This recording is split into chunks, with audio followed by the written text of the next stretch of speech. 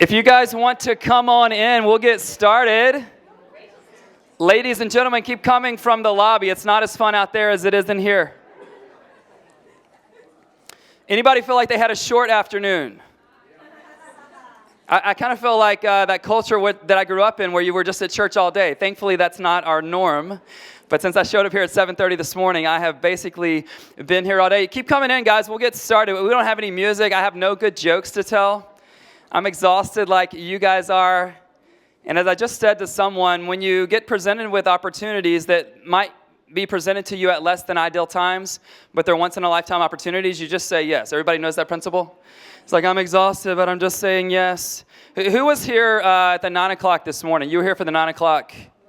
Awesome. You've had a long afternoon. I hope that you enjoyed it. Some of you here are serving. Some of you, I know how you play this, and I'm totally on board with that. You're like, Ben, if I'm going to be at church tonight, I'm watching online in the morning. So I will not ask you if you raise your hand and watch online today. But man, my body is getting a bit exhausted, but my heart is so full. And the privilege that I have to live here, to be married to this woman, to work on the staff team that I work with here at Epic, to have you guys in the production booth who were troubleshooting for me all morning and showing back up here to make sure it's ready. For those of you who were part of leadership meetings this afternoon, I really do believe that tonight's going to be valuable. And tonight we're not going to hold you over tonight. And here's why I can tell you that with great confidence.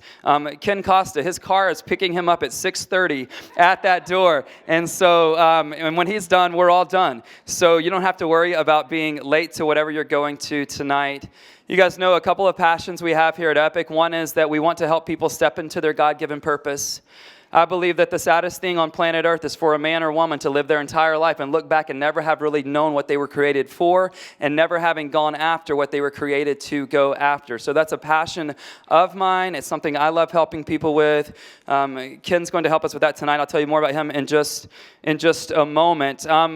When you leave tonight, if you didn't get one on the way in, those of you that if you live with a scarcity mindset, you went ahead and grabbed one of his books on the way in. Because I get it. I told some of you should. But with an abundance mindset, if you're here, you don't need to run out. I think we've got 150 copies, which should be right about the perfect number that we need for you.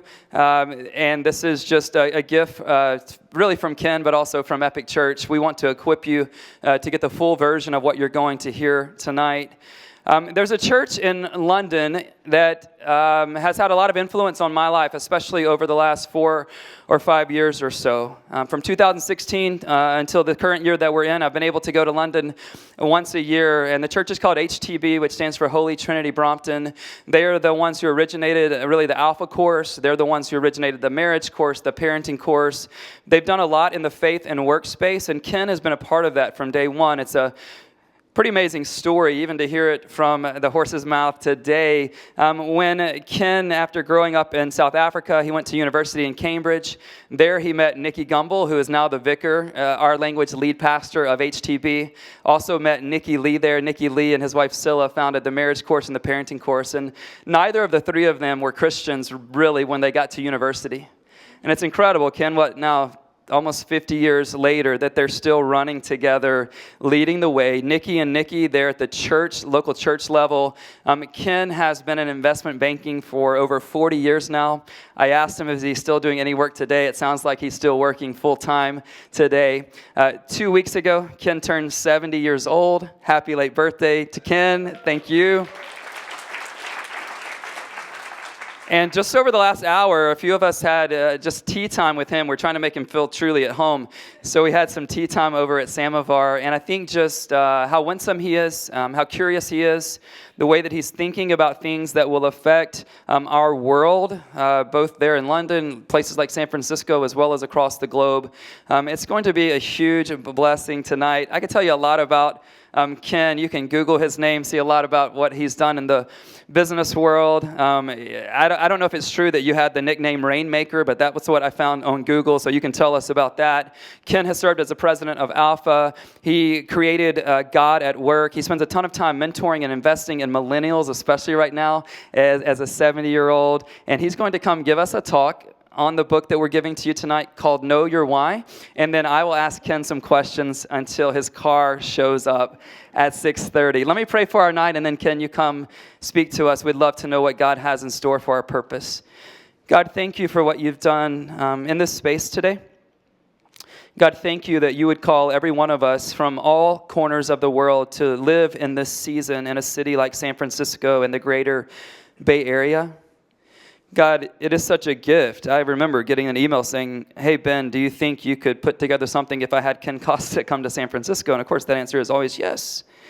God, thank you for making this happen. I pray your great blessings on Ken, his work, his leadership, his marriage. God, thank you, even without us knowing any more of his story, that a man who just turned 70 years old has done everything according to the world's standards. And we get on an airplane and come spend time with churches like Epic Church to pour into us, even with a bit of jet lag. God, would you bless him, and would you give us inspiration to live the kind of life that he has exemplified with his own? God, do something tonight. God, would you give us each one takeaway? Some bit of understanding, some question that gets answered, some direction when we're really unsure of where we should go. And we will do it for you, God. We want to know how you've wired us and how you want us to live in these days especially. We ask all this in Christ's name.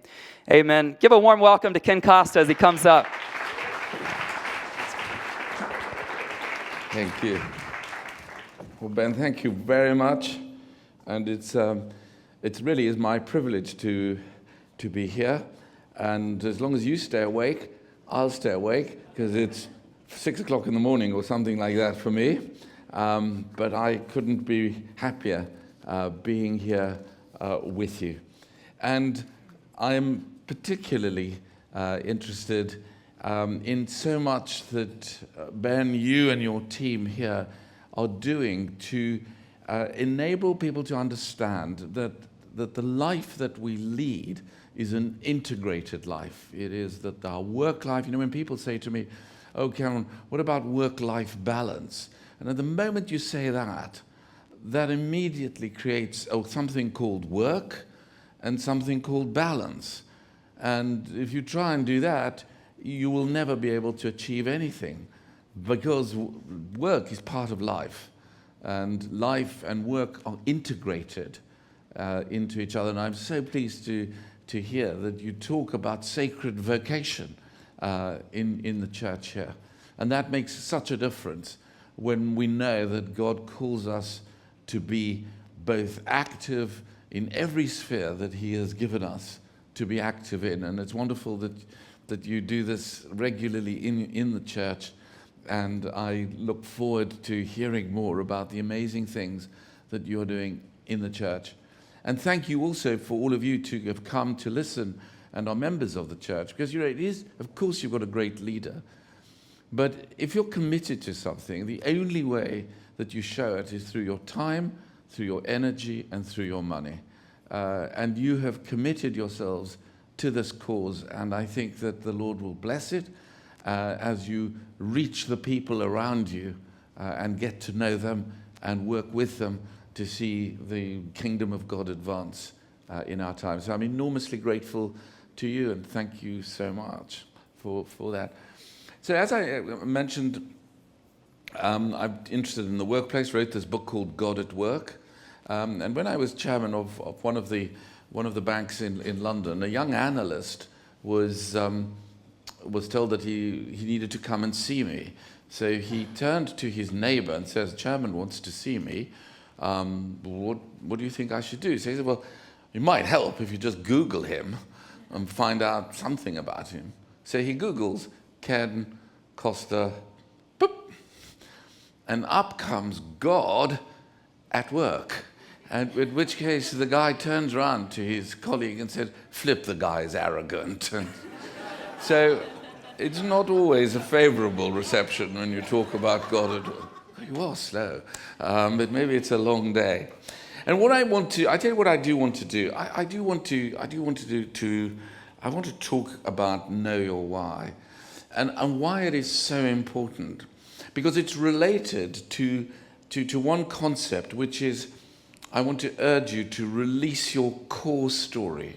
How is it that you release the core story of your life to the world around you. Let me mention this. In England, we have one of our greatest artists, was someone called Lucian Freud. And Lucian Freud had a model that appeared in almost all of his paintings. In every situation, on every day, she had to be there, just being painted by him. But what he didn't appreciate, and no one appreciated, was the fact that within her was the desire to be a painter, not just the object of being painted. And this week, he died a few years ago. And after 30 years, this week, she has opened in London her own exhibition. And she was interviewed. And the comment that really struck me was this. She said, "For all these years,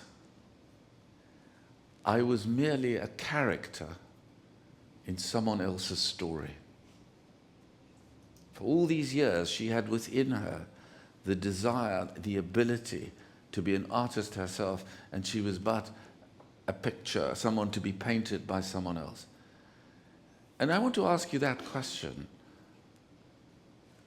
Are you but a character in someone else's story? Or do you have a core story that is yours, that is shaped by the living God, that the Spirit of the living God is given to you uniquely and to no one else? That's question I want to leave with you. And the reason I think it is important is because that is going to become the foundation of a strong Christian life, of a life that will withstand some of the very difficult circumstances that we face in the world. A year or so ago, I was at a conference in New York, and in the room, present company excluded, were 100 invited guests.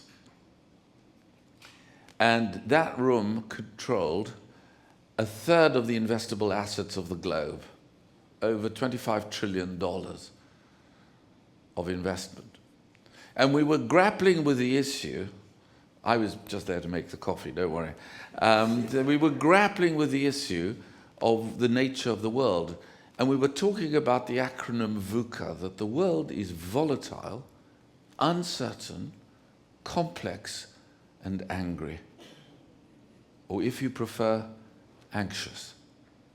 And wherever I travel, whether it's in South Africa or Singapore or here, you open any newspapers, look at any form of media, you see this volatility. The financial markets, are creating uncertainties for us because they're up, they're down. The uncertainty the volatility, the uncertainty of what's the world going to look like? What's the job market, if there is such a thing, going to look like in 10, 15 years' time? And my grandson will tell my son in 20 years' time, Grandpa, what did he mean when he said he was going to work? Well, what does that mean? Why do you go to work? Why don't you just stay at home like you, Daddy, and open broadband and do your work from there? Complex. The issues we face are highly complex. The nature of the capacity of machine learning to disintermediate the whole of our humanity is real. The ethical issues are serious, they're complex, they're not capable of simple answers. And wherever you look, whether it's at the moment in Hong Kong or the Lebanon, or there is anger, or in our own country, Brexit is dividing a nation. The world, volatile, uncertain, complex, and angry, but also anxious. And we live in the age of anxiety. Whether you're a believer or not a believer, whether you trust in Jesus Christ or not, and I hope yours is, anxiety is stalking everywhere. The way I put it is that a generation is living between the wonderful excitement and potentiality of broadband and the terrible reality of burnout. And somewhere on that spectrum, most of you will find yourself. And so what it is important to know your why. is it important to know that there is a story that God has given to you uniquely. An idea waiting to come out, a hope waiting to be expressed, a thought waiting to take concrete shape, a desire waiting to be filled. Not because it's some self-help book has told you, but because the living God has actually implanted it within you. And when I look at the scriptures, I want to read to you a verse from Philippians chapter 1, verse 6. It says, being confident of this, that he who began a good work in you will carry it on to completion until the day of Christ Jesus. Or if you allow a Ken translation, it would go as follows, that he who began your core story will finish your story. The World Economic Forum is a group of people that meet in Davos in Switzerland once every year. It's a gathering of business people, politicians, and the voluntary sector. And they published a paper saying that we are in the age now of story living. And I think that that is a brilliant description, because a story is not just one to be read. Your life story is not just something that you read. It's not just something that you tell others about. But a story is a living story. Living stories. And when you know your why, we begin that story. And a story is not a sentence. It's not a paragraph. It's not a chapter. It is an entire story. It changes all the way through your life. That your calling, which God has given, remains the same, but there are many assignments during this process as the story unfolds. And that core story is a story that will change the way in which we are living. And if you ask me what my core story is, it's very simple. It's a verse from the book of Romans and elsewhere, which is that the Spirit gives life. The Spirit gives life. Life is not given by a good relationship, a good friendship, a good job, sufficient money, better education. But it's the Spirit of God that gives life. And that life is to be experienced in all the range and fullness of this amazing generation that we're living in. I know that there are many people who are very pessimistic about the world we're living in, and I'm hugely optimistic. I'm optimistic for one very reason, is that Jesus Christ rose from the dead. And if Jesus Christ rose from the dead, I have a confidence in the future. I have a hope that the work that I am doing is in fact the work that God has called me to do. And so I believe that we need to work on understanding our core stories. A core story is, you can't actually see it. It's like the operating system of a computer. I mean, if it's not there, it doesn't work. But it's it's invisible. But once we've grasped that, and once you grasp it collectively as a church, why then it makes an enormous difference in whatever spheres of life we're in the economy, in industry, in education, politics, media, the arts, in our homes, in our families. And it's therefore very important that that becomes the security, the knowing your why, is the first part. See, others can write books about find your why or whatever it might be. They're very important books. But it's the heritage of those of the Christian faith that you can know your why. You can know that Jesus Christ has called you specifically, given you a calling for this world. And this is the core story that the world, that your church, your community, your city, and your country needs to hear, the story of Jesus Christ. Because what is happening in the world is that there is only one answer, which is that you want more. There's this constant desire to find more and more likes, more money, more holidays, more friends, whatever it is, more. And the more doesn't satisfy. And if you don't believe me, then believe James Bond, that the world is not enough. It just isn't. Trust me, I've been around for 40 or so years, longer than, well, I won't say. And there is, you see, there is a crippling anxiety. I don't know whether you've seen the film Silent, Martin Scorsese's film Silent.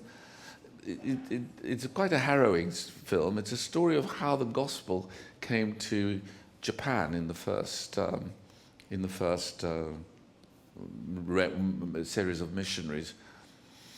And Andrew Garfield, who was playing the Jesuit leader who took the good news to Japan, is not a believer, but what he wanted to do was to understand what it was that persuaded people like that to give their very lives.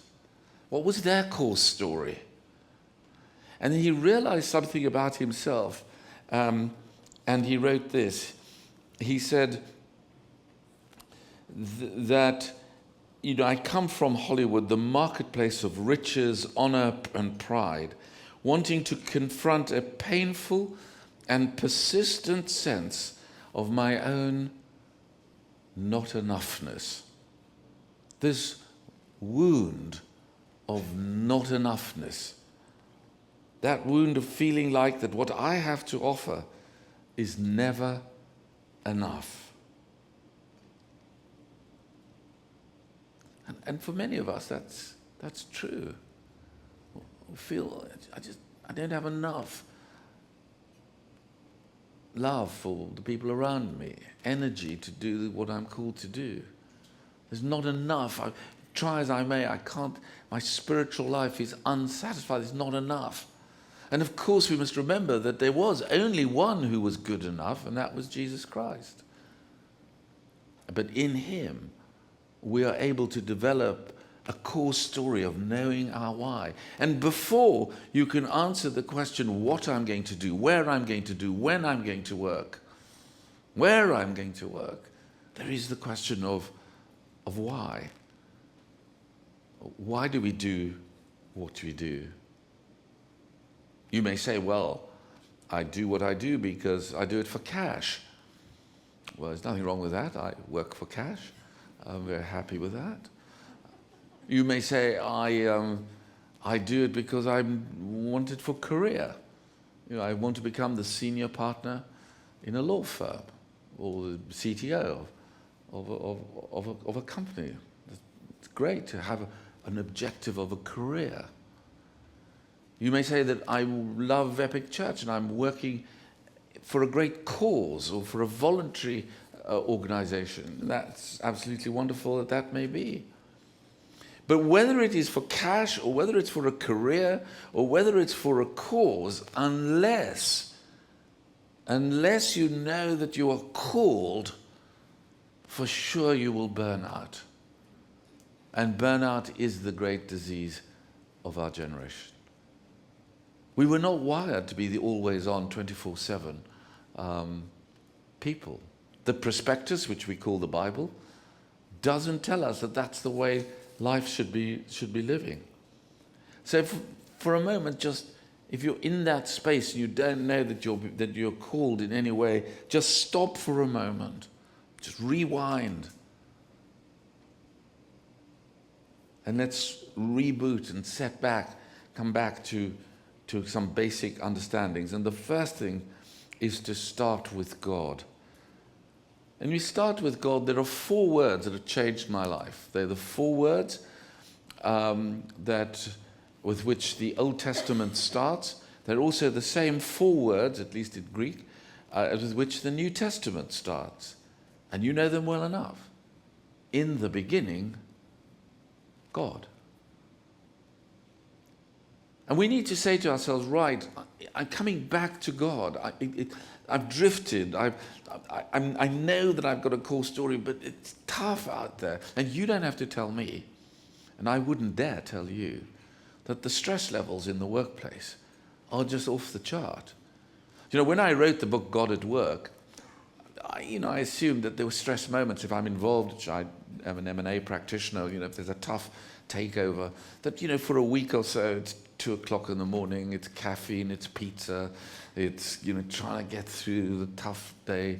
You know, and then it's over, and you go back to normal. If you're a junior doctor in an emergency room, the same thing, period, and then, but now it's 24/7. It just doesn't stop. So how is it that we need to manage the stress levels that are coming to day-to-day life? Because if we don't, for sure it's serious. So I want to come back to the words of Jesus in John 15. You did not choose me.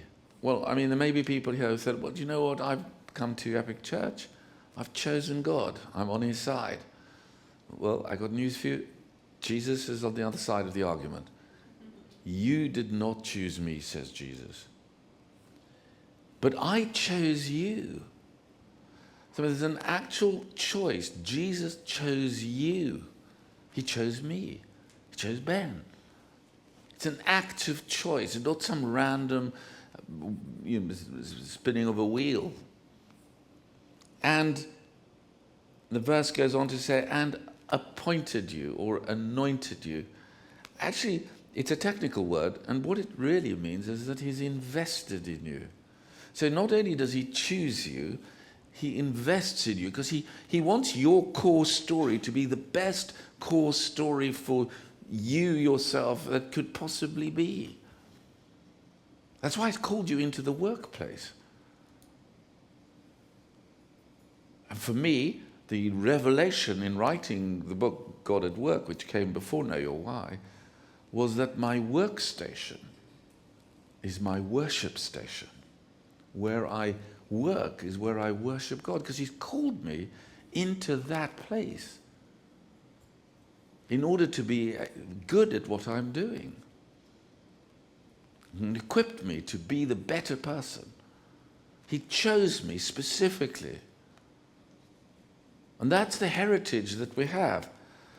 So he chose you, but what is the point of being chosen if there's no investment in you? Let me give you an example you can translate to your own sports teams. But if you, for example, were chosen to play for the greatest football team in the world, which is Chelsea, in England. Is there someone laughing? Could there be another?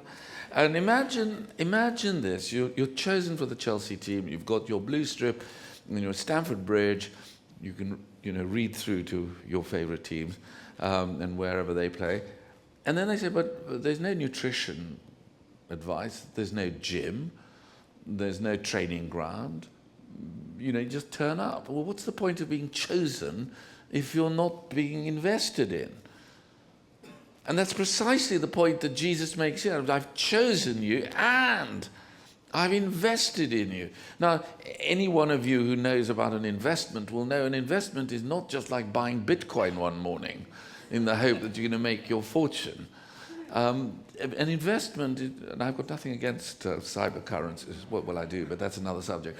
But the point about an investment is that it's meant to have long-term deliverable advantages. It's not there but for a flip. And that's what he says. I've appointed you, I've invested in you, and then he gives the purpose so that you might go. The Christian faith, unlike any other faith, is not meant to have a quietness, a reserved, I don't get involved. Everything that I love about your church is that you go. You're wanting to reach the people around you. That you go, and then he gives a further definition. What's the purpose of going? What's the purpose of your core story? What's the purpose of knowing your why? It is to bear fruit. There's no such thing as a fruitless Christian. It doesn't exist. It's a nonsense concept. What kind of fruit? Fruit that will last. Now, we know about sustainable energy. We know about sustainable resources. We know about sustainable food supplies. That is precisely what Jesus is saying. Your story is that you will bear fruit that will last. And what is the fruit that will last? In my view, it is that you've got a living story to tell. A living story that tells the story of life. that tells the story that there is a better way than being stressed out all day long, that there is a better way of being able to go to work, and when the person working next to you is driving you nuts because he or she is just sort of constantly asking questions, the answers to which they should know themselves, or you just really you're tensed up, and you yet smile and buy them a latte at lunch. The kingdom of God is growing when we are doing the things that are actually part of the story of life. When we're living the living stories that we have, is that we're bearing these fruit that will last. Being able to deal with the relationships that are difficult. Being able to spend your time with the people who you find, sort of quite irritating. Being able to be generous in your giving. And I know you're a generous church. That's the fruit that lasts. And then almost all of it is to do with someone else. And let me tell you this, you have a choice. There's a very simple choice. You can live your life by the premises of the world or the promises of the word. One or the other. The premises of the world say, go get, grab, take as much as you can. The promises of the word are that if you give, you will receive. In the measure that you give, you will receive. Which is it going to be? Because your core story is lived, it's a living story in the world. But it is a story that is filled with the knowledge of your why. And that I can tell you this, that if you don't know your why, you will flounder in life. And if you do know your why, you will flourish. Because knowing your why gives you the ability to find your way in a very complex world. And if you know why, you'll find your way. And if you don't, everything else is in the way. I think of the young entrepreneurs that I deal with. Some of them, they're almost to the level of insanity, of unreality. They've seen the picture, and that's the business they're going to build, and nothing is going to stand in the way. And I've seen the other guys who've got a similar idea. But the finances are difficult, venture capital doesn't want to lend, the banks are horrible, not sure I'll get the team together. Everything's in the way. Now, I'm not saying that you always succeed. In fact, as you know, 72% of those that start for the first time fail. That's the good news. The better news is of those that fail, 50% succeed on the next round. So the bravest thing that you can do will be to own your core story. To be able to make that which God has given to you that the reality of your day-to-day life. To be able to speak to people in normal language, working with them. So what's your core story? What is it that makes you the person that you are, that God has shaped you to be? I had the privilege of spending a bit of time, it's nice to drop a name, with a group of people meeting the Pope. And we were in, sort of a small group, and we were there for about 2 hours in a remarkable time. And we said to him, why aren't you living in the magnificent papal quarters? Why are you living in this sort of Airbnb shelter that he sort of seems to be living in? And the answer was very simple. He said, it's people. He said, my mother said to me that you would always be trying to find people. And that is true. I'm a people person. You see, in one single word, he captured his core story. So when I ask, what's your core story? It's not complicated. It's what is it that is being shaped in you? What is wanting to come out of you? You might say, well, do you know what? Ken, I get the gig. I understand the whole thing. But I'm going to get there by willpower. I'm just going to press on, push on, drive myself. I'm Invictus. I'm the one that can make it happen. You may say, if you're a millennial, yeah, whatever. The ball's going to bounce where the ball's going to bounce. And yeah, I might pick it up. And as long as I don't get in God's way, God doesn't get in my way, yeah, whatever. Or you may be one of those happy dreamers, just a wannabe. I want to build a unicorn, but learn coding? Well, maybe not. Do you see, those three things, they just don't work. Because I'll tell you this, if you try and fulfill your core story in your willpower, you will burn out. If you try and fulfill your core story and just say, yeah, whatever, you will drop out. And if you're just a wannabe, you will fade out. So where does the core story come? The core story comes in our worship of God. And worship's not just a soundtrack. It's the substance and the sustenance of life. And worship is not just listening to a group on a stage. It is what we do every day when we align our wills to those of God's. And he calls us in everything that I do, wherever I go, however I speak, there is an opportunity for God to come alongside. But you say to me, yeah, can I get this cool story stuff? But what happens when I screw up? What then? What happens when everything goes wrong?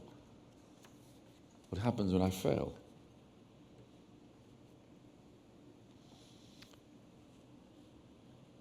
I really want to leave you with only one thought, and it's this. If you haven't failed yet, I've got good news for you. It's on its way.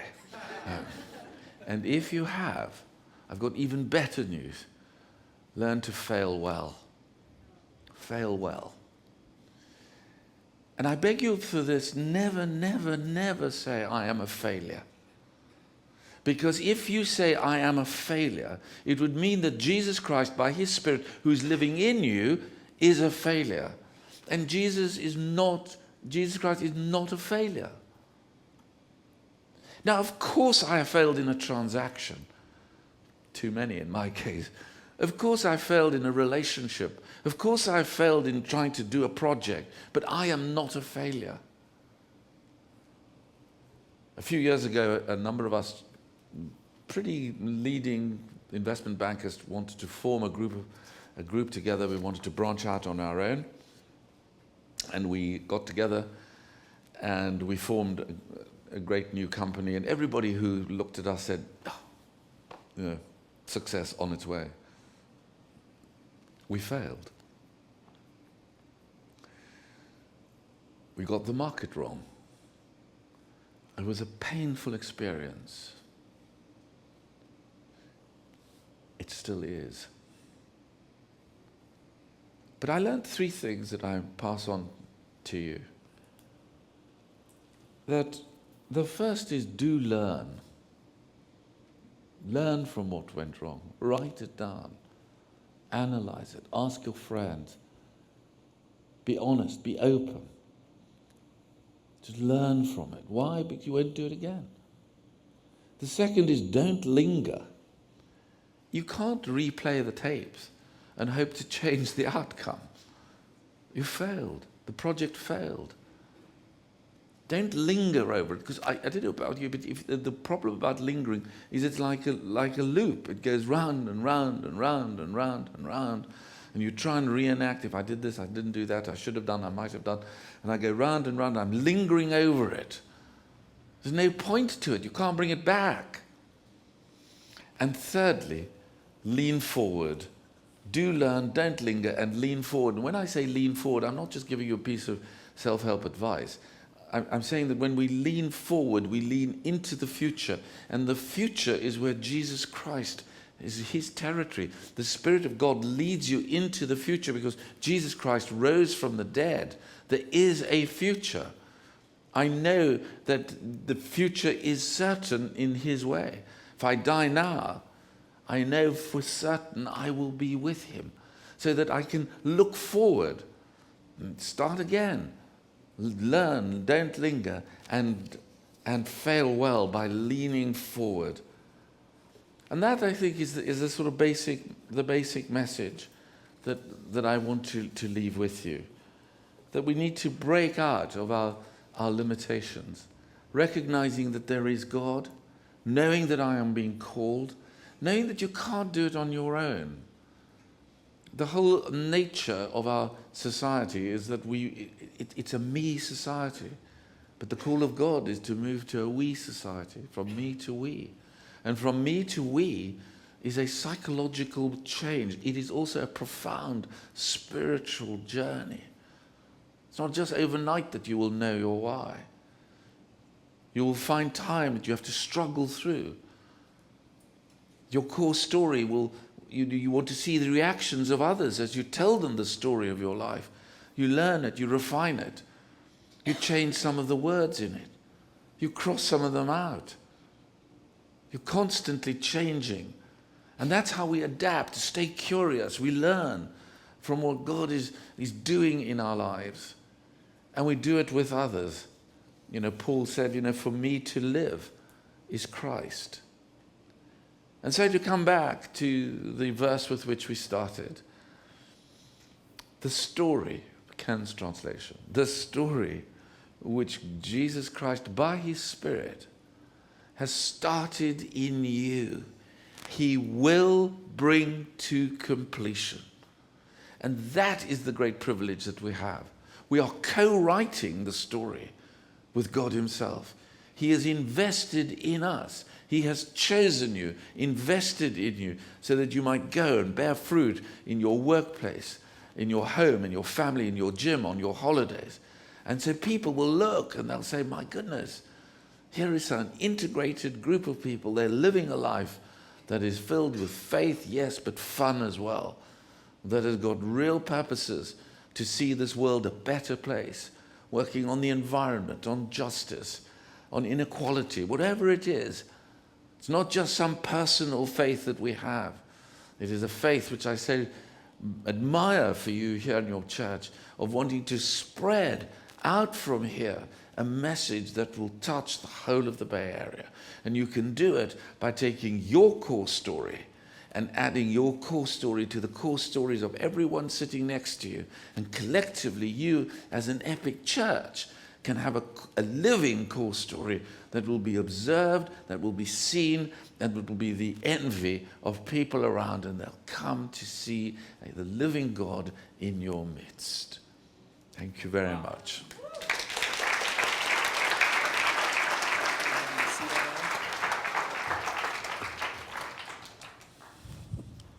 Wow. Put you to sleep. You act like you're not jet lagged or anything like that. Well, it's all these cheerful faces. Keeps me going. It's incredible to me that you're sitting here with me. I've been trying to say to them, hey, you may not have heard of this Ken Costa guy, but I want to tell you, don't miss our time together Sunday night. Because it's incredible when you begin to lean into your own story, what God might unlock. I have a few questions. Be thinking of your questions if you have some. I'll filter them, and if I don't ask them to you, Ken, it's because I didn't think they were appropriate.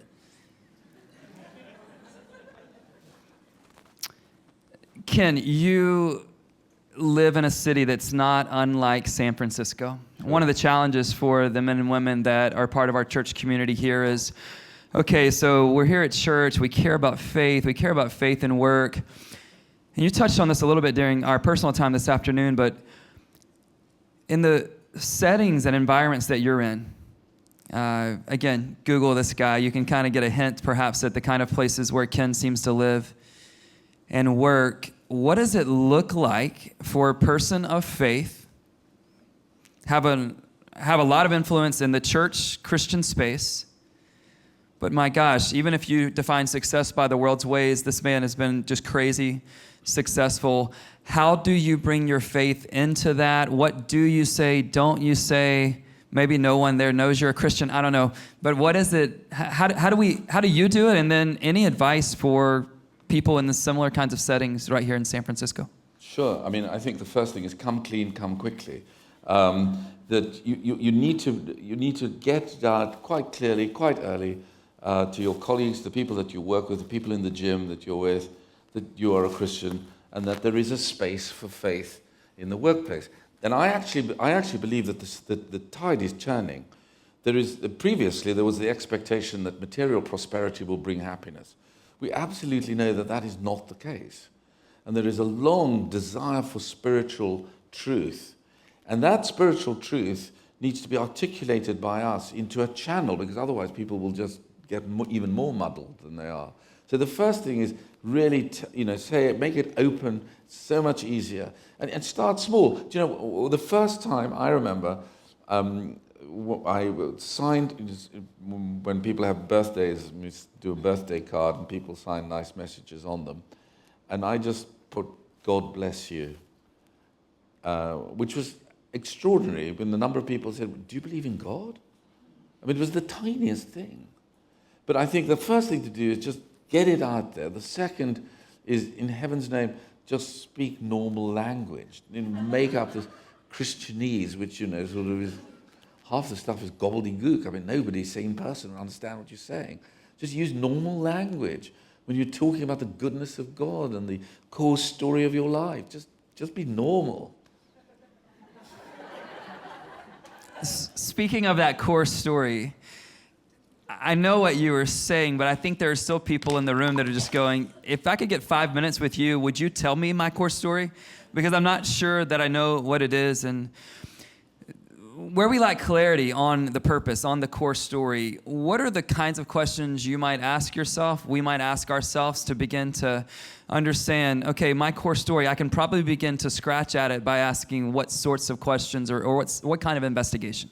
Well, I think you've got a great book coming for you to read, and it's all in there. Again, a core story is something. The first question would be this: how has God created me? Because the part of the creation is that I have been created as a particular person. I haven't been created like the person sitting next to me. The second is, what are the circumstances that have shaped my life? You might not have had a proper education, and so you can't aspire to the things that you really would love to do. So you want to learn more. And so your core story becomes, I'm going to learn more to be able to work at something. So you've got the creation, you've got your circumstances that are working, and then the calling. What is it? Have I really, Ken talks about this, specific calling. Is this real? Well, suck it and see, test it, see whether God is leading you in that way. And the way you do that is to see those little nudges that he gives. I mean, I've never heard the audible voice of God, but I do know that if you want to hear God's voice in a noisy world, you need to switch yourself into the noise cancellation pieces of your earphones and be able to hear from God. And those are the types of questions that I would ask. But there are a number of very helpful things, at least I think they are, in the book now. Why? Because it is a profound psychological process. It is a story. It's not just a one-off. I've suddenly discovered that this is what I'm called to do, and for the rest of my life I have to do it. It's not like that. There's a massive freedom that God gives us, and that means we have to churn, grapple, wrestle, talk, discuss, fail, get up, start again. It's called life.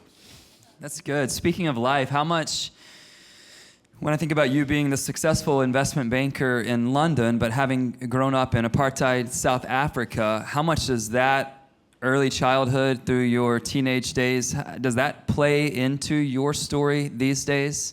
And if so, how much would you be willing to talk about that? Well, it was a difficult time.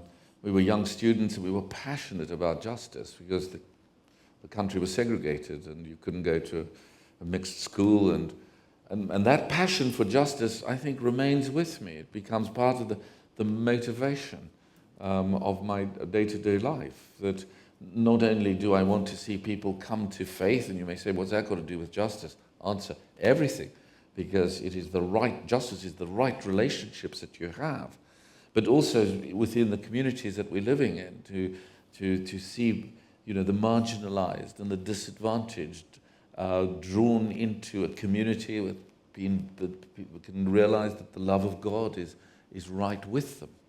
So it has continued and is an important part of the core story. Sadly, not as passionate as it was when I was 18, but I'm working on it.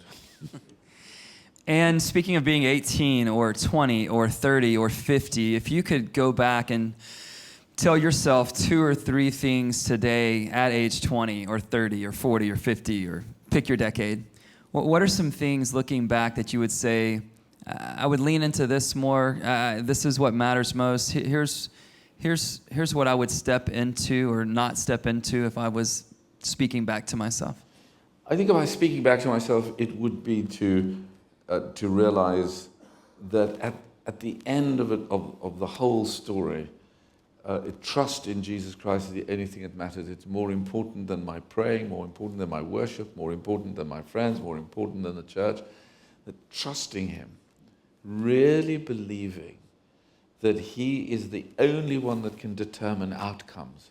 We always try and think we can manipulate outcomes, but only God can do it, and that is the most difficult of all the tests, and you never pass it and can rest on your laurel, because we're constantly being tested and we constantly need to learn to trust Him. And that's in the workplace as well, as in one's private life, one's marriage, one's relationships. I think along with that, there's so much possibility in this room. There are so many dreams in this room, but one of the things that all of us know and that you know is that fear keeps so many of us from trying so many things. The fear of failure, the fear of getting funding, the fear of trying something new, the fear of living in a new place, the fear of transitioning to a new industry. There are some young single men in here who have a fear of being told no by single ladies in this room, and we need to change that. Sure. But Ken, why are we so afraid? Why are we so afraid? And what are some, how, that trust, I assume, is the other side of the coin from fear. How do we get over our fears and move forward with courage at work, relationships, in the Christian world? It's a good question. I mean, I think FOMO cripples many people, that terrible fear of missing out. There's also FOGI. Anybody volunteer FOGI? The fear of joining in. If I don't want to join into what's going on in the church because, it means I've got to get up on Sunday mornings a little earlier, or I've got to run a small group. So there's a sort of fear of sort of holding back. The answer to it all is YOLO. Perhaps James Bond can help again. You only live once. And if you take the view that you only live once, and that your life is a cool story, that God is calling you, that you're trusting Him as best you can. And I'm not saying that anxiety will disappear, because we live in a very anxious age. You see, the thing about VUCA, which I was talking about earlier on, is we think that what I see on the television, what I read in the media, what my feeds are. By the way, what kind of food are you being fed? Is it the bread of life? Some other food being fed? When we look at all of that, it affects us in our day-to-day decisions. So when you've got macro-political and macro-economic financial uncertainty, don't for a moment think that you can carve yourself out. And that macro anxiety plays into my day-to-day life. So we need to find in the core story that we believe God is unfolding something that is unique to you and to me, that we learn to trust, and as we learn to trust, so the peace that passes all understanding will rule in your heart and your mind. You said that there's a core story for us, but there are different assignments throughout our life that all go with that core story. Could you talk to us about how many, what have been your assignments? I think we want to know how much overlap should there be if our assignment's changing, but we have this central core story, or could it be in a completely unrelated field or area, but we still are living out of that same story? How do we think about that? Well, the world has changed dramatically. When I started becoming an investment banker, I expected to have one job for the rest of my life. I didn't really think I was going to change, nor did any of my colleagues. But now, I don't think there's anybody looking at me that won't have 20, 30 different assignments during the course of life. Anybody on pace for that? 20 to 30 assignments over the... Yeah, well, because don't forget, singularity is going to be here. We're all going to live to 120. So there's a long life ahead. but it's quite important that we can actually realize that the assignments, like a story, just think of your life as a story, the chapters. You know, they differ. Not every chapter of a book is the same. I mean, some chapters are fantastically exciting. You get to and then the next chapter is rather boring. But it's the same core story that is being unfolded. And we need to learn the phasing of our lives and our stories. That's why it's not just a sentence. It's not just a word. It is something that we grow with. And as we grow with it, so we understand that there are many changes. And here's the piece I would add, is that actually there is no point in actually when you're involved in a job just at the moment or in serving the church or whatever, there's no point in thinking, oh, well, this is going to change. It's only going to be for a year or so, and then I'm going to do something else, and start worrying about the something else all the time, because then you're totally unsettled in what you're doing. So you need to accept the confidence to be present in the moment, in the year, in the job that you're doing, and allow the Spirit of God to nudge you at the right time when it's time to consider something else. And when it's time, maybe somebody gives you makes a passing comment, hey, well, why don't you join this company? And you forget about it. The next day you think about it. And that's the time. But if you don't do that, this is perpetual anxiety. I'm not in the right place. Somebody else is doing better than I am. But we need to keep this intention of being settled where we are until such time, and that's what Paul writes. It says, until such time it is right for us to move on. That's good. Speaking of another side of that is this idea of comparison. The last thing you said, I think, almost was watching out for what everyone else is doing. Has that always been the trap that it is today, or has broadband, to use your term, has it changed the game that now we know kind of what everyone else is doing? Talk to us about comparison. Oh, totally. I mean, it's totally different now because I can see everything that you're doing. I understand it. See, the transparency is such that we're talking, we're communicating more. But I think what is important is, if you could say to yourself, let me take a swimming analogy. It doesn't matter who's in the other lane. And I know preachers are very fond of saying, I'm sure you're an exception. I'm sure investment bankers have no character issues at all. But go ahead. We just have stereotypes. And what it is that, stay in your lane. You would have heard this. The fact of the matter is, I believe that God gives us great freedom. And whether you're swimming crawl or freestyle or breaststroke or backstroke or butterfly, doesn't matter. It doesn't matter. And therefore, when you're in your own lane, choose the way that is best for you. Because all that you're going to do if you don't is you're going to be utterly depressed, because what happens is that you are sort of crashing away, butterflying in one lane, and you're seeing somebody crawling, fast in the other lane. And we always compare ourselves at our weakest points to the strength of someone else. So that makes you depressed. So what is the point? I think, in that lane, take the freedom to allow God to show you whatever the stroke is that is best suited to you. And I'm not going to say, because I'm a realist, I'm not going to say forget about others, because you're not going to do it. You'll still be watching, but actually the impact of it is going to be less. It's good. One more question for me, and then you guys get your questions ready. You'll just have to yell loud, which is fine. Talk to us about ambition. How should we think about ambition? Is it good or bad? Does it matter what it's for? How do you channel your ambition in your world today? How should we think about that? Well, in the same way as Jesus thought about it. Jesus was the most ambitious man I know. Because he was passionate about the kingdom of God that he came to inaugurate. And for us, the test of ambition is, the besetting problem of the Christian church is not that they're too ambitious, but there's no ambition at all. And my real piece of advice, which has been so helpful to me, you should be as ambitious as you possibly can, as long as your ambition runs at the same level and intensity as your dependence on Jesus Christ.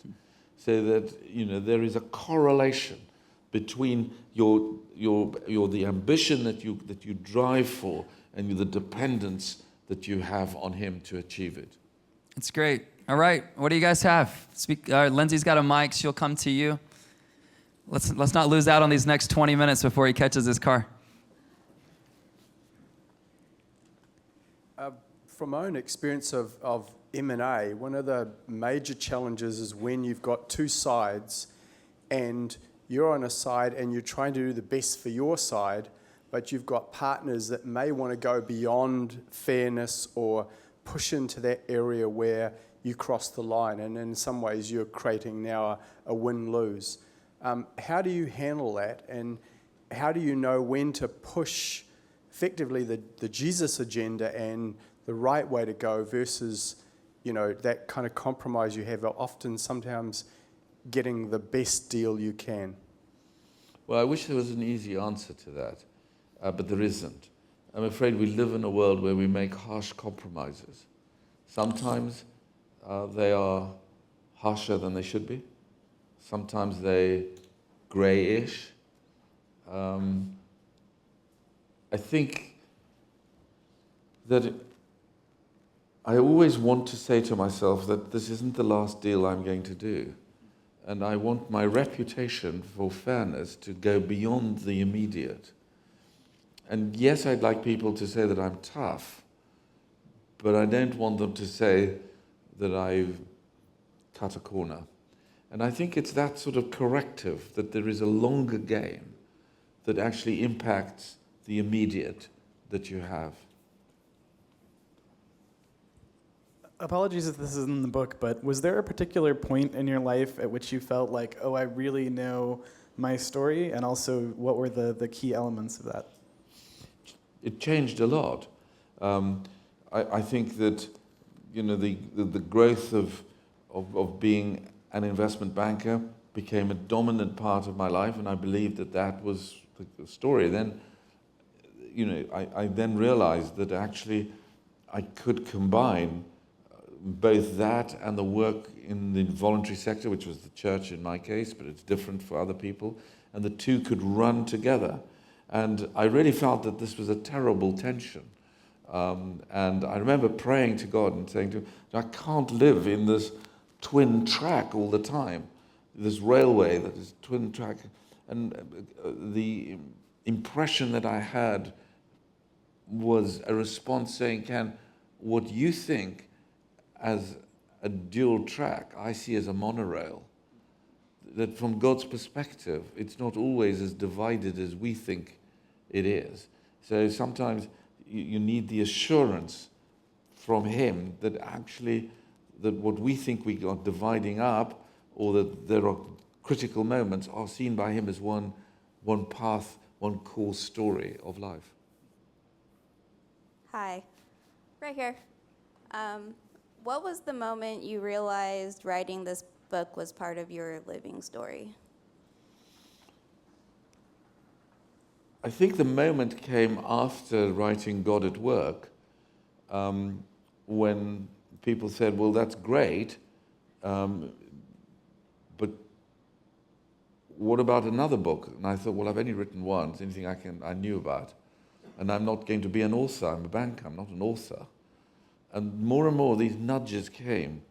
And then I realized that for many people, the critical issue wasn't what you do in the workplace. The critical issue is, I just don't know how to find fulfillment in what I'm doing. And the more I spoke to people, the more they wanted to know, what is the practical way to find my calling and my fulfillment in life? And at that moment, I realized that I've got to write this down to help others. And that was that moment. Hi, this is Andy. Sorry, I'm talking to you from the production booth. I have a question as well. Sure. So you're very inspiring, and it sounds like you have a great story. I'm looking forward to reading the book. Who inspired you, and who do you follow? What's your sort of role models, apart from Jesus? I suppose, firstly, there would be Nelson Mandela. I met him on several occasions and was a trustee of the Mandela Children's Fund. He inspired me for more ways than I can imagine. So that was an important part of the inspiration of my early life. I think to being in the more spiritual realm, not that I want to make those distinctions.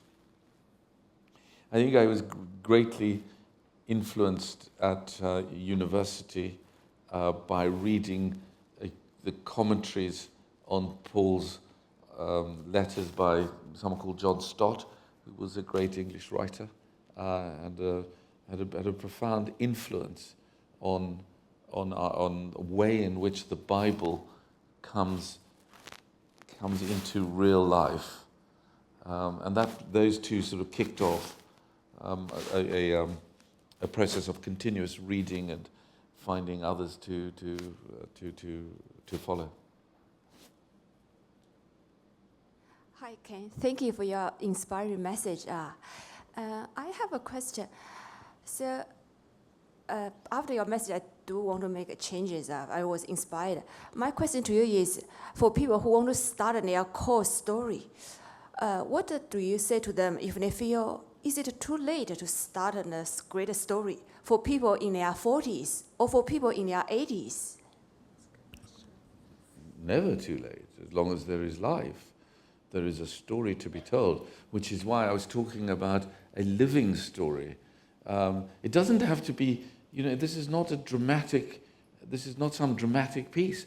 Not every story is Harry Potter with selling billions. And, not every story has got all the elements of great success in it. It can be very simple.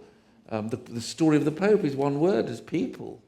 When I mean story, is that which makes you the person that God has called you to be, that has given you the inspiration to live your day-to-day life in the secure knowledge that He knows you, that He loves you, and that He's called you.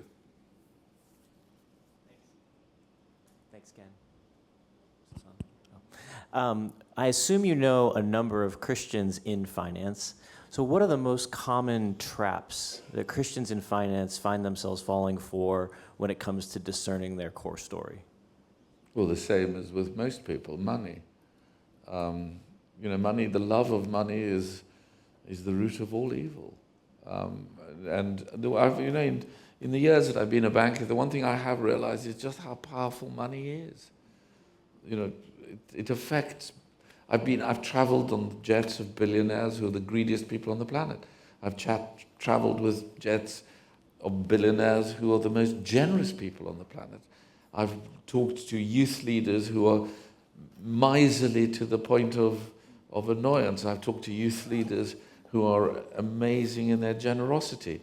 And I'm struck by the way in which money, because as you know, when Jesus spoke about money, He spoke of it in terms that are not economic terms. You'll either love the one or hate the other.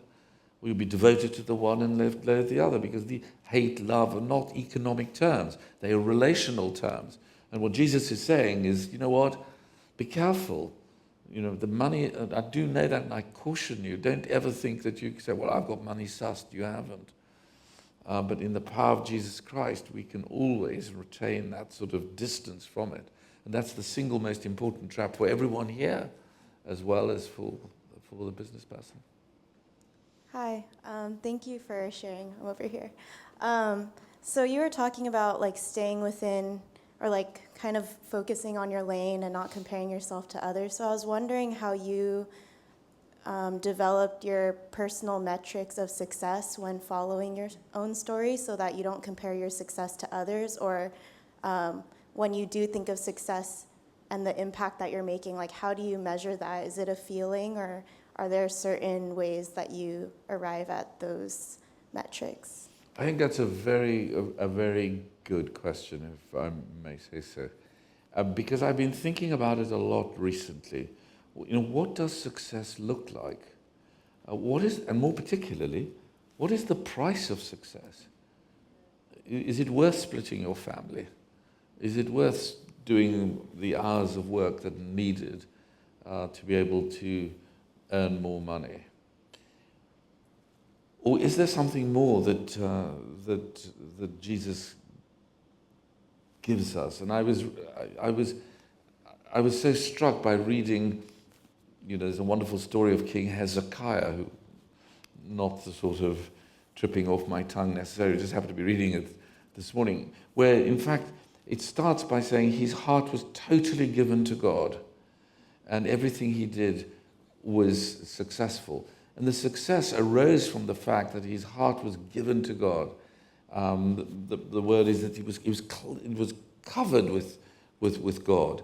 And I think that we need to create the metrics in our journals along the tests of the way in which we will use each day. Yes, to do well, of course, that's why we work, but also to do good, and to put tests on doing well and doing good, as well as storing up for yourself a treasure in heaven. Well, what is a treasure in heaven? Treasure in heaven is actually inviting the person who you don't particularly like to come and watch a Netflix film with you, because your success is actually reaching out to other people, and that is a very important metric of how much have I spent with someone else.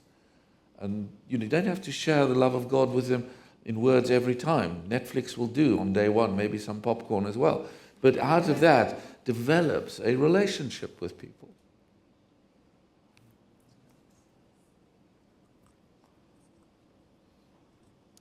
Hi, thank you. I have two questions. First question is that in your journey, have you come to a point, or how did you come to a point that you know this is your lane? What if there are many lanes out there, or some of those don't even know which pool to go into? What is your process to arriving, okay, this is what God's called me to be, the lane that I should swim in? The second question is that... can we just take that first? Because otherwise I'll forget. It's quite late, or it's early in the morning. I'm just waking up. The point about that is you don't know as you start. And the reason is that if faith were knowledge, it wouldn't be faith. But what you know is that you know that God loves you, that he cares for you, and that he wants to lead you in a good way. And therefore you have a series of choices to make. And those choices are made by a human being with a mind, a heart, a spirit, experience, etc. So that you pull all these things together, and then at that moment, and I go to it in much greater depth in the book, you get to see the way in which it becomes clearer to you for a decision to be made. So it is a process, but the very process is itself part of getting to know your why. It's not just some horrible thing you have to go through in order to get to the end product. And sometimes we make mistakes because our ways are not his ways. Yeah. Thank you. The second story you kind of allude to it, but what if someone in the process of trying to come up with their core stories and they absolutely do not like it? What would you encourage them? Well, it is actually a particularly important question, because we are not sort of enslaved. The great thing of following Jesus Christ is the freedom that he gives us. And so this is not an enslavement. In the Middle Ages, if you were a plowman, you will always be a plowman. Hated for whatever reason, you're going to be a plowman. If you were a beer barrel maker, you will always be a beer barrel maker. There's nothing you can do to get out of it. But we're given amazing choices. And therefore, if you realize that your core story as you understood it is not working out, either because of the circumstances, or because you weren't created the way in which it is, or because of the opportunities aren't there, then you can stop and change. Because, you're in your lane, but maybe you're swimming the wrong stroke. God is not a robot. He's not a determinist. He's not forcing us to go in one particular way. He gives us the freedom within the context of the fact of his continuing love, his continuing knowledge, and his continuing calling of us. Ken, I've got a question for you. Sure. In order to have integrity, let's say it was 6:20 and your guest speaker's driver was here, but he wasn't supposed to be here, or she, till 6:30. How would you play that? If I was enjoying myself, which I am, I would continue chatting. This is amazing. God has given me the privilege of being a part of some cool things, but literally I think the last couple of hours just being able to be with you, there's something in my spirit that just says, wow. And I would love to, I know that you're the guy that's giving this good news all over the world, but I would love for us to pray for you. Sure. And can you imagine having the kind of energy, the kind of wisdom, and giving of yourself when it would be easy to sit in a nice home in London with your wife, unless she sent you out? Not on this occasion. Okay. And I'm just amazed. We think about how long do we have to be in the game of work and making a difference, and here you are, a couple of weeks after your 70th birthday, going strong, even with jet lag. The reason he has to be picked up at 6:30 is not so he can get to sleep early. It's because one of the companies that will remain nameless needs his advice in our city tonight. So go and do well. Thank you. Whatever that might look like. But would you guys join me just in praying for Ken? If you feel comfortable, just like a hand towards the stage. I'm going to put my hand on you, and then we'll get your bag. All of you can get a book. And wow, what a blessing. Father, thank you for the reality that all of us have a core story. God, may our leaving tonight not be with the idea that, we'll never have a story like Ken's. May it be, oh my gosh, if he could grow up in South Africa under that regime and you could do that with his life, God, perhaps you could do something special with mine. God, I thank you for his 7 decades. I thank you for meeting the who are now the leaders of HTB as they were all university students coming to faith. God, I thank you for his IQ. I thank you for the deals that have happened because he operated with integrity and you've given him a mind for this. God, I pray that there would be a great blessing on his life. God, I pray that you would give him long life. God, I pray that you would continue to put him in the rooms with dignitaries and governors and kings and queens and the wealthy as well as the poor. God, would you use his life? And God, would you give him insights that will pave the way forward for those of us who will lead the church into the future and for those of us who will lead the marketplace into the future. God, thank you that there's not a divide, that you are the God of all of it. And I pray that you would bless him in some amazing and generous way for his time with us. We all ask this in Jesus' name. Amen. Amen. Thank you, man. Thank you. Thank you. That was so Thank incredible. you.